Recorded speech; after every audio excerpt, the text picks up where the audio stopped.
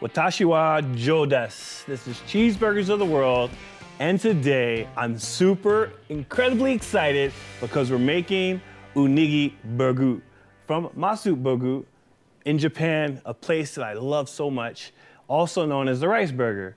A lot of you guys might know it for that, but I know it for its origin name, and we'll get into that. So first I'm gonna put these rice patties on. They were made ahead of time with cornstarch, a lot of cornstarch. So you make your rice like sushi rice, and then you let it cool off a little bit, add some mirin into it, add some soy, and a couple other ingredients. Definitely need white wine vinegar or rice vinegar. Get a nice sear on that. Oh man, these are just incredible. There's a couple really popular places that do this in their restaurant in the States. And you guys are going for a treat today because I lived in Japan. I lived in Okinawa, Japan. I lived there for a long time because my father was stationed there, and I had an opportunity as a young kid to explore the culinary scene there. And ironically, I was there in 1987 when this burger was created at Cheeseburgers in Osaka. Cheeseburgers is interesting because it's almost like it's a trend, basically, the McRib per se. McRib comes every once in a while, and Cheeseburgers was a burger chain that started this trendy burger with rice and beef on the patty. And it stuck, and it became a pretty much pop culture there. So if you're ever in Japan, you gotta go to Cheeseburgers. Cheeseburger means mountain, ocean, and sun. And that's an important thing to know. Get these patties on. Gonna make 2 of them today. And we'll talk about some Japanese history, my personal Japanese history. You know, these patties, you don't wanna cook them too long.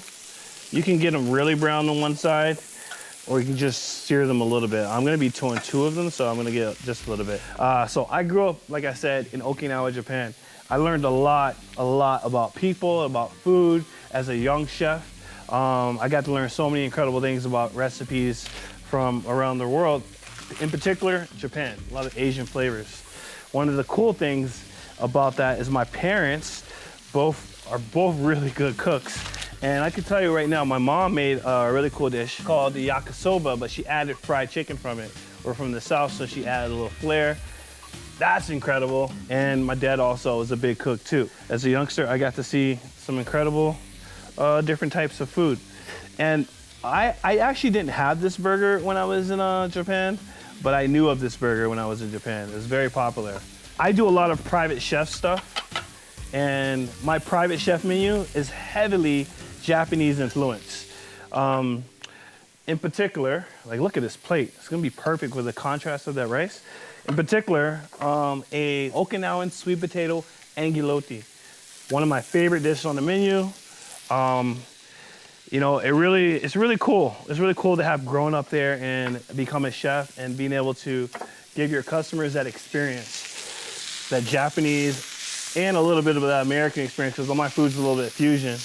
As you know, those patties looking good there, mushrooms. So the most important part about this burger here is to get the rice and the bun, the rice and the meat. And we got that all locked in. You can add anything to it. There's kind of like no really particular way. You need some Japanese mayo, which we got here. Look at that, slap that on. Gonna put this on here too. Yeah, so moving to America from Japan was an interesting feat. I got bullied a little bit when I first moved to the States.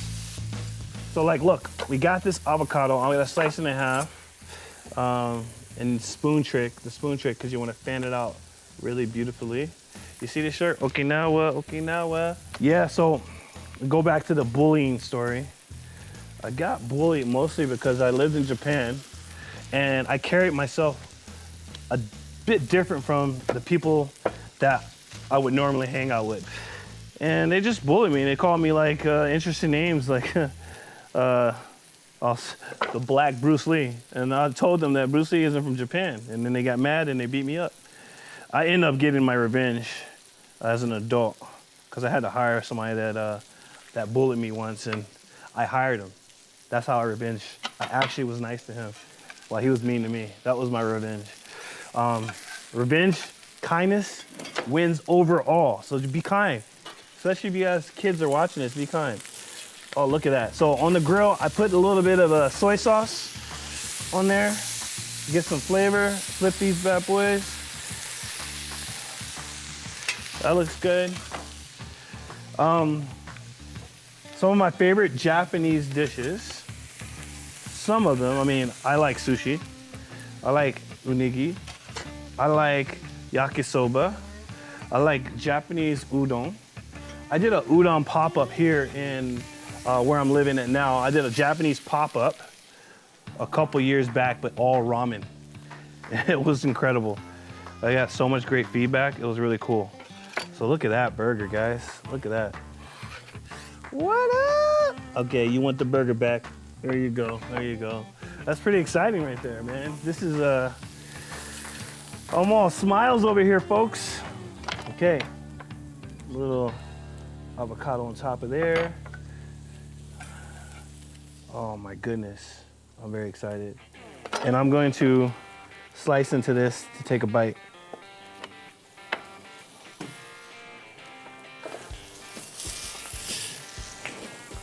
The mushroom as a garnish on top.